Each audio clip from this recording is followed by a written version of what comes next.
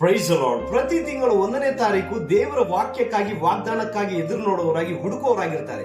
ಅನೇಕರು ಮಾತಾಡ್ತಾರೆ, ನಿಮ್ಮ ಸಾಲ ತೀರುತ್ತೆ, ನಿಮ್ಮ ಒಂದು ಮನೆ ಸಿಗುತ್ತೆ, ಕಾರ್ ತಗೊಳ್ತೀರಾ, ಬಂಗಲೆ ತಗೊಳ್ತೀರಾ, ಈ ರೀತಿಯಾಗಿ ಅನೇಕ ಆಶೀರ್ವಾದವಾದ ಕಾರ್ಯವನ್ನು ಮಾತಾಡುವಾಗ ನಾವು ತುಂಬಾ ಸಂತೋಷ ಉಳ್ಳವರಾಗಿ ಸ್ವೀಕರಿಸುವವರಾಗಿರ್ತೇವೆ. ಆದರೆ ದೇವರು ನಮಗೆ ಯಾವುದನ್ನು ಸಿದ್ಧ ಮಾಡಿದ್ದಾನೆ ಎಂಬುದಾಗಿ ಹುಡುಕಲು ಮರೆತವರಾಗಿರ್ತೇವೆ. ಪ್ರಿಯರೇ, ಮೊದಲನೇದಾಗಿ ದೇವರ ಸಮ್ಮುಖದಲ್ಲಿ ಹುಡುಕುವವರಾಗಿರಬೇಕು.